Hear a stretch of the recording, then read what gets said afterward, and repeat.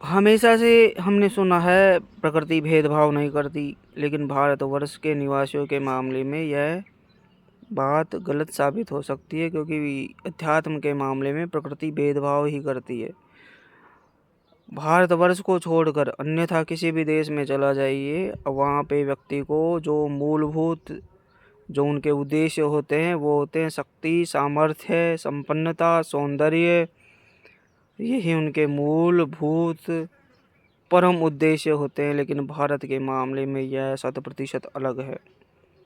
कुछ लोगों को छोड़ दीजिए जो बाहरी लोगों के संपर्क में आने के कारण उनकी जैसी धारणाओं से जीते, वरना भारतीय जनमानस एक ही मानसिकता से जीता है। इसे यहाँ सबको आध्यात्मिक रूप से संपन्न बनना है। यहाँ सबकी चेतना सदा ही उस परम तत्व को पाने के लिए अग्रसर रहती है। यहाँ धन, सौंदर्य, संपन्नता, शक्ति, इन सब की लोग धारणाएं तो करते हैं, लेकिन संतुष्ट कभी नहीं होते। इन सब को पाने के बाद में उनका परम लक्ष्य अंततः चेतन होना ही होता है, चेतनत्व को पाना होता है। इसको आप अपने घर से महसूस करते सकते हैं। आप अपने घर में देखिए, कोई भी चलचित्र, कोई भी पटचित्र, कोई भी आप देखिए, किसी के भी परिवार में देखिए आप, वहाँ तस्वीरों में वही होंगे। चाहे नानक हो, महावीर हो, बुद्ध हो, या और तीव्र होंगे तो कृष्ण होंगे, राम होंगे। सोचिए इस बारे में, आप अपने आसपास खोजिए, धनवानों से बात करिए। धनवान लोग कहेंगे कि हाँ, धन हमने खूब कर लिया है, खूब शक्ति है, खूब सुंदर से सुंदर सौंदर्यवान पुरुष स्त्री से आप बात करिए, वो हमेशा खाली महसूस करते हैं।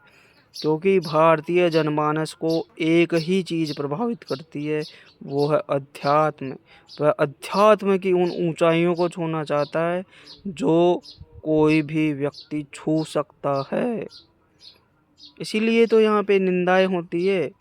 यहाँ का आस्तिक व्यक्ति भी निंदा करता है उसी पात्र की, उसी आराध्य की जिसकी वह आराधना करता है, वह उसी की भी निंदा करता है। क्यों?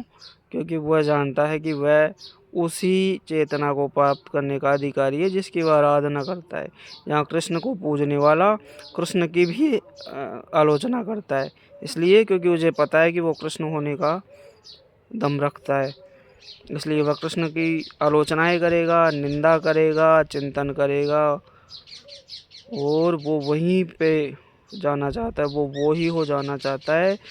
प्रत्येक व्यक्ति जो भारतीय जनमानस का है, जो भारतीय परंपरा से पला बढ़ा है, जब भले ही वो बाहर से आया हो, किसी का डीएनए अगर बाहर से आया हो, आप पारसियों को भी देख सकते हैं, किसी का लक्ष्य धन पाना, सौंदर्य पाना, शक्ति पाना यहाँ नहीं है।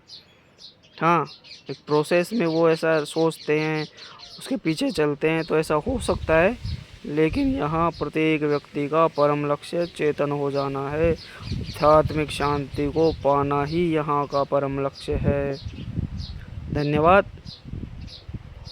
आपका तब होगा जब आप इस पर चिंतन करेंगे। देखिए, ये यथार्थ बातें हैं सारी, आप अपने घर परिवार में, आस पड़ोस में देखकर आप इस पर विचार कर सकते हैं। इसके लिए आपको मेरा बस एक बार कहा मानना है, उसके बाद में सारी चीज़ें आपके अनुभव के स्तर पर चलेंगी। आपको इसी को लेके आगे बढ़ते रहना है, बढ़ाते चलना है। के बाद जब आप आगे बढ़ेंगे तो आपके हाथ में जो आएगा सत्य, वो आपका अपना होगा। फिर आपको आर्ग्यूमेंट्स देने की ज़रूरत नहीं है किसी को, आप उसको सारी जीवन के लिए सही सकते हैं। धन्यवाद।